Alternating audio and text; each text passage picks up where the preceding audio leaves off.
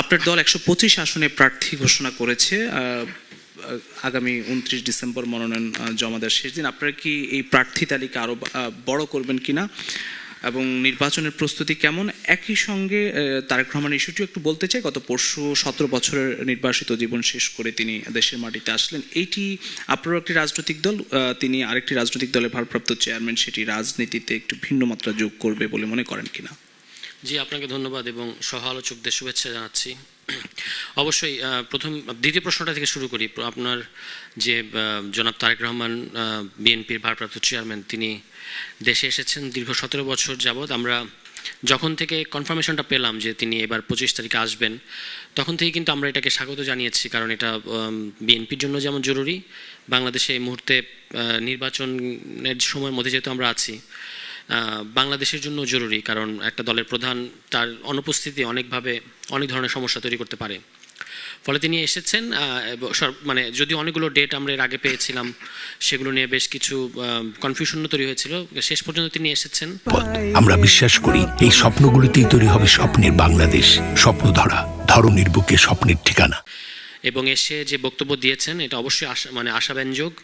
আমরা আশা করব যে তিনি তার যেভাবে তিনি বলেছেন সে অনুযায়ী তার দলকে তিনি তৈরি করবেন এবং আগামীতে বাংলাদেশকে, তারা সরকারে থাকেন বা বিরোধী দল থাকেন, যেখানেই থাকেন, সে অনুযায়ী তারা ভূমিকা রাখবে এবং বিএনপি দলকে অবশ্যই তার এই আগমন এটা চাঙ্গা করবে, এটা এ ব্যাপারে কোনো সন্দেহ নাই। আর একটা জিনিস হচ্ছে যে তিনি তো আসলে বাংলাদেশ ছাড়ার প্রেক্ষাপটটাও খুব মানে তাকে তো আসলে এক ধরনের নির্যাতন করে দেশ ত্যাগে বাধ্য করা হয়েছিল। সেই হিসেবে তার এবং আওয়ামী লীগ আমরা দেখেছি বারবার বলেছে যে তাকে আর দেশে আসতে দেবে না, এই ধরনের কথাবার্তা বলতো।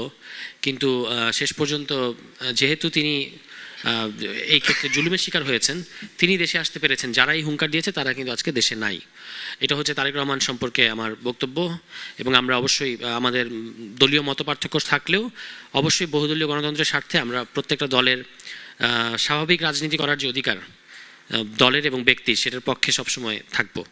আরেকটা হচ্ছে যে আমাদের দলের নমিনেশন, যেটা আগামী 29 তারিখ, তো নমিনেশন সাবমিট করার লাস্ট ডেট, তো সে অনুযায়ী আমরা সাবমিট করব এবং আগামীকাল আজকে আমরা সিদ্ধান্ত নেব যে পরের ধাপের এটা আমরা দেবো কিনা, আর এবং দিলে সেটা আগামীকালকের মধ্যেই সব কাজ করতে হবে।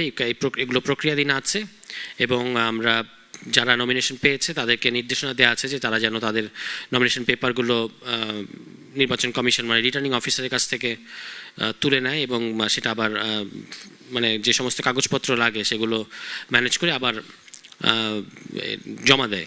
কালকের মধ্যে, পরশু দিনের মধ্যে জমা দিতে হবে এবং সেক্ষেত্রে দলীয় প্রত্যয়নপত্রের একটা ব্যাপার থাকে, ওইটা আমরা আগামীকালকের মধ্যে আমাদের যারা প্রার্থী আছে তাদেরকে সরবরাহ করব, এরকম একটা পরিকল্পনা আছে।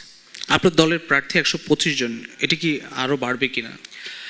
এইটা আজকে আমরা একটা সংবাদ সম্মেলন আছে আমাদের, সেখানে হয়তো আমাদের এই ব্যাপারে সিদ্ধান্ত আসবে। যদি বাড়ে তাহলে সেটা কালকে সকালেই ঘোষণা করা হবে এবং তারপরে তাদেরকে সহ যারা যারা প্রার্থী তাদেরকে ওই দলীয় প্রত্যয়নপত্রের আগামীকালকেই দেওয়া হবে।